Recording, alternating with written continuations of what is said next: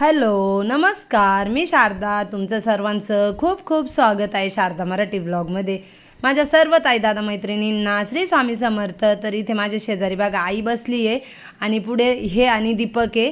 तर आम्ही आहे नाशिकमध्ये आणि आम्ही संध्याकाळची वेळ आहे, संध्याकाळचे 6:30 वाजले आणि आम्ही नाशिकमध्ये. तर आम्ही चाललो आहे एका कार्यक्रमासाठी. तर चला पुढे सांगतेच कोणता कार्यक्रम आहे आणि कसला कार्यक्रम.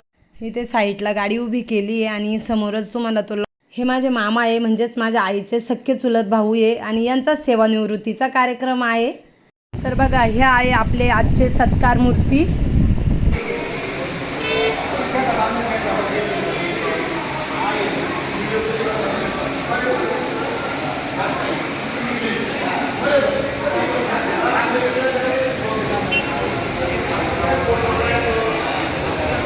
दाजी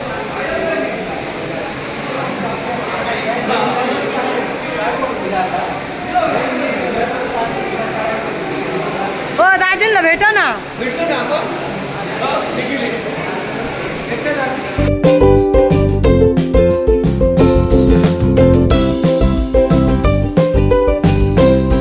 छोट्या खनिज कार्यक्रम आहे. मामांचे सर्व नातेवाईक आहेत आणि त्यांचा मित्र परिवार आहेत. आता नाही इथे मी बसली आहे आणि व्हिडिओ शेवटपर्यंत बघा. ह्या व्हिडिओमध्ये ना आम्ही सर्व पाहुणे मंडळी होतो ना, ते सगळेच जण रडलेले आहेत. तुम्हाला सुद्धा रडायला येईल. तर खरंच खूप छान व्हिडिओ आहे, तर नक्कीच बघा.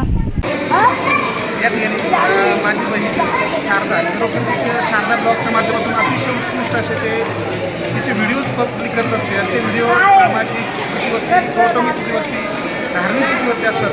तर मी आपल्याला असं विनंती करतो की आपण ते व्हिडिओ जरूर बघावेत, जेणेकरून आपल्या संसारामध्ये काही उपयोगी माहिती देखील मिळत असते. आपला समजा विनंती आहे की आपण ते व्हिडिओ बघावेत. विशाल हा माझा सख्खा आत्या भाऊ आहे, माझ्या मोठ्या आत्याचा मुलगा आहे. तर आता 1.5 महिन्याने आमची भेट झाली. तर मग मस्त आम्ही दोघं बहीण भावांना गप्पा मारत बसलो. हे माझी धर्मपत्नी विशाल आणि ही माझी मामांची मुलगी, म्हणजे माझी बहीण पण लागते आणि एकीकडून एक भाऊजाई सुद्धा लागते. आमचे नाते 3 पण नाते, दोन्ही बाजून नाते असतात. सगळीकडून आम्ही गुंतलेले नाते आमचे. आता तुम्ही सर्वजण ह्या कार्यक्रमाचा आनंद घ्या, कारण मी तर दररोजच बोलते, तुम्ही माझा आवाज दररोजच ऐकतात. पण आज आपण व्हिडिओमध्ये जे काही पाहुणे मंडळी तुम्हाला दिसत आहे कार्यक्रमाला उपस्थितीत, त्यांचा बोलण्याचा आवाज ऐकूया आणि ते कोण काय बोललं आहे ना ते सर्व काय ऐकणार आहोत. तर चला व्हिडिओ शेवटपर्यंत बघा. तिथे मी आवाज बंद ठेवला आहे कारण गाण्यांचा आवाज चालू आहे आणि गाणे ठेवले आपल्या चॅनलमध्ये तर चॅनलवर कॉपीराईट येऊ शकतो, त्यामुळंच मी आवाज बंद केलेला आहे. तर चला आता इथे मामांची एंट्री होऊ राहिले, तर आपण तीच बघणार आहोत.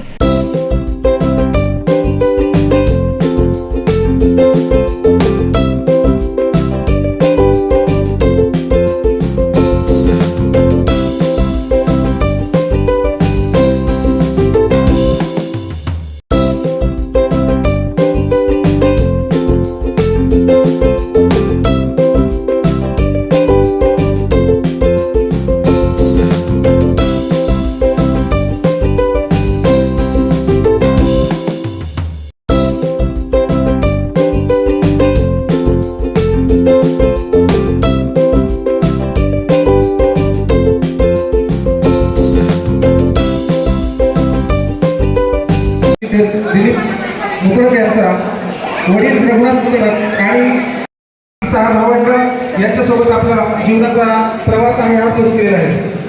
10वी पर्यंत त्याचं शिक्षण वाडीवाडा तालुका इगतपुरी या ठिकाणी त्याचं शिक्षण झालं आणि नोकरी देखील त्यांनी अतिशय ग्रामीण भागात मोखाडा, शहापूर, विक्रमगड, जव्हार अशा अतिशय दुर्गम अशा भागात त्यांनी आपली नोकरी, आपली सेवा शासनाला प्रदान केली. आणि ही सेवा करत असताना वन विभाग म्हटलं तर अतिशय असा याचा जिव्हाळ्याचा विषय, तो विषय त्यांनी व्यवस्थित हाताळून आपली शासनाला त्यांनी सेवा दिली. अशा या दिलीप मामांचा या ठिकाणी आज आपण सेवापूर्ती सोहळा संपन्न करत आहोत. त्यासाठी उपस्थित असलेल्या सर्व मान्यवरांचं, सर्व पाहुण्यांचं मी मनापासून स्वागत करतोय. संत तुकोबांचा एक अभंग आहे, वृक्षवल्ली आम्हा सोयरी वनचरी. याच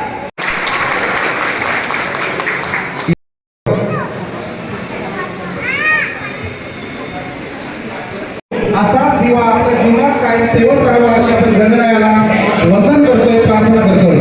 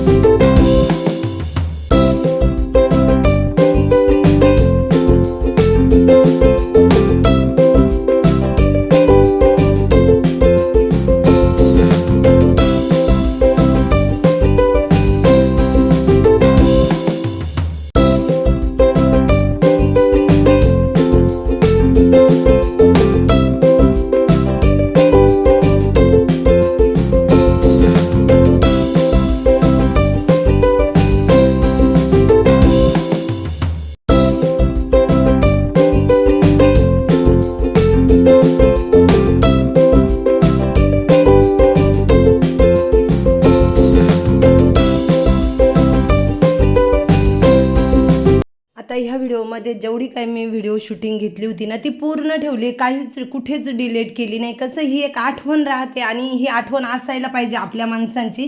त्याच्यामुळं मग मी जशी व्हिडिओ शूटिंग घेतली ते पूर्ण तसल्या तसंच ठेवलं होतं, म्हणजे कधीही बघता येईल, बघायला छान वाटेल. सहकारी, आप्तस्वकीय आणि मित्र परिवार यांना माझा सप्रेम नमस्कार. आजचा दिवस हा आमच्या कुटुंब आयुष्याचा प्रवास हा नेहमी चालूच असतो. माणूस काळाच्या प्रवाहात वाहून जात नाही, तर आपल्या जिद्दीने, कष्टाने, प्रामाणिकपणाने आणि कर्तृत्वाने 9/3/1999 रोजी महाराष्ट्र शासन वन विभागामध्ये एका साध्या कर्मचाऱ्याने आपल्या सेवेला सुरुवात केली आणि 30 जून 2026 रोजी तोच कर्मचारी हजारो आठवणी, हजारो शुभेच्छा, असंख्य माणसांचे प्रेम सोबत घेऊन सेवानिवृत्त होत आहे. तेच सन्माननीय व्यक्तिमत्व म्हणजे आजचे सत्कार मूर्ती. त्यांचं पुनश्च एकदा आपण जोरदार टाळ्यांनी स्वागत करूया. यांनी आपल्या प्रास्ताविकामधून या कार्यक्रमाची सुरुवात केली आहे. भले मी लहान असेल त्याच्यापेक्षा, परंतु त्याची पहिली जॉईनिंग ही मला चांगली आठवते. तेव्हा मी मोकळेलो होतो.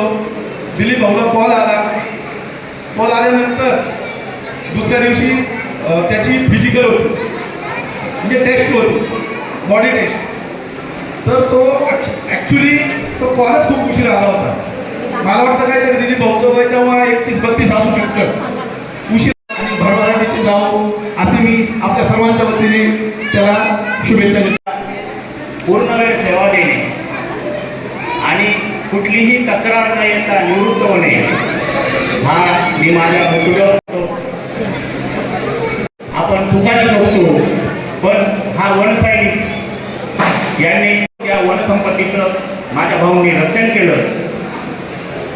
रक्षण करत असताना अनेक समाज, विशिष्ट प्रकारच्या संस्कृती, तिथल्या चालीरीती, वेगवेगळ्या प्रकारचे वादविवाद. सत्कार मूर्ती आमचे मामा, त्यांची ही मोठी मुलगी आहे आणि आज ती तिचं मनोगत व्यक्त करते. तर अक्षरशः तिने तिचं मनोगत व्यक्त केल्यानंतर सर्व पाहुण्यांच्या डोळ्यात पाणी आलं आहे. तर व्हिडिओ नक्कीच शेवटपर्यंत बघा, तुम्हाला सुद्धा रडायला येईल. आयुष्यात काही असे टप्पे असतात आणि ते टप्पे हे त्यांच्या कुटुंबासाठी खरं तर अभिमानाचे असतात. असाच आजचा हा काहीतरी आजचा दिवसही तसाच आमच्यासाठी आहे. आज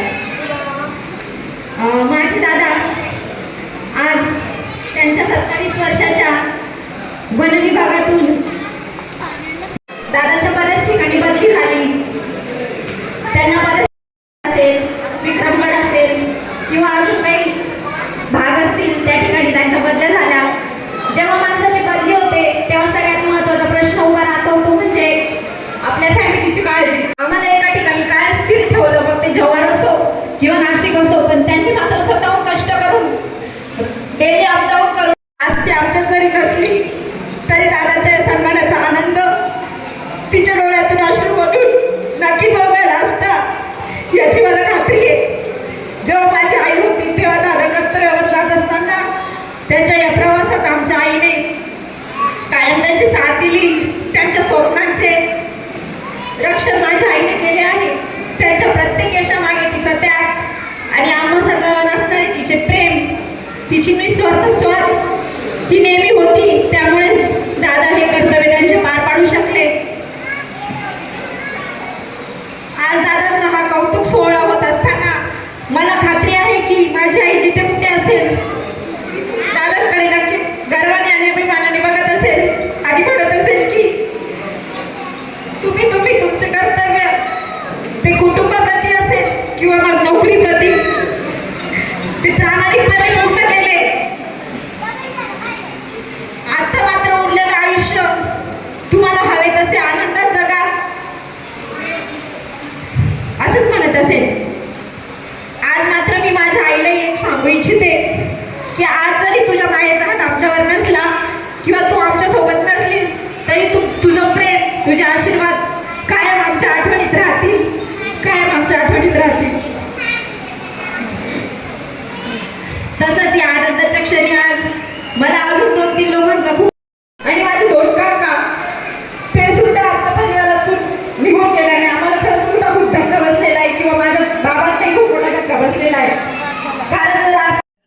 भाषणाने खरंच आज तिच्या भाषणातून आहे ना तिथं बसलेले सर्व पाहुणे मंडळींना रडवलं आणि खरंच आमच्या मामींचे ना आम्हाला सर्वांना तिथं उणीव भासले. असं वाटलं का खरंच आज मामी ह्या क्षणाला तिथं लागत होत्या मामांसोबत.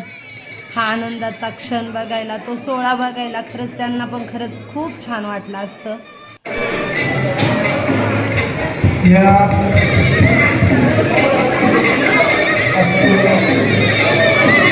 स्वस्ति न इंद्रो वृषभाः स्वस्ति न पूषा विश्ववेदाः स्वस्ति नो अष्टदेवीः स्वस्ति नो बृहस्पतिर्दधातु.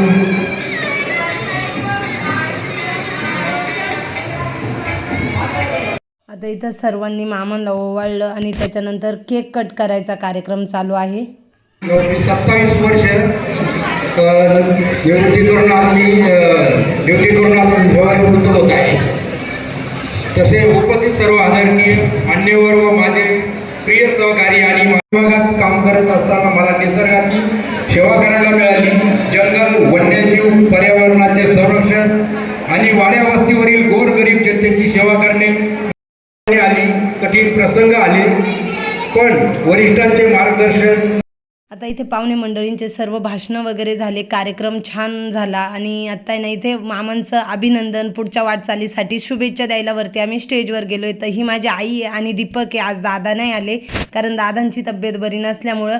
त्याच्याच नंतर आम्ही दोघांनी मामांचं अभिनंदन केलं आणि त्यांना पुढील वाटचालीसाठी खूप खूप शुभेच्छा दिल्या. कार्यक्रमच घरातला होता त्याच्यामुळे सर्व जवळचे नातेवाईक कार्यक्रमामध्ये होते. मग सर्वांना भेटलो वगैरे, सर्वांच्या भेटीगाठी घेतल्या, गप्पा गोष्टी केल्या. त्याच्याच नंतर मस्तपैकी सर्वांनी आम्ही जेवण वगैरे केलं.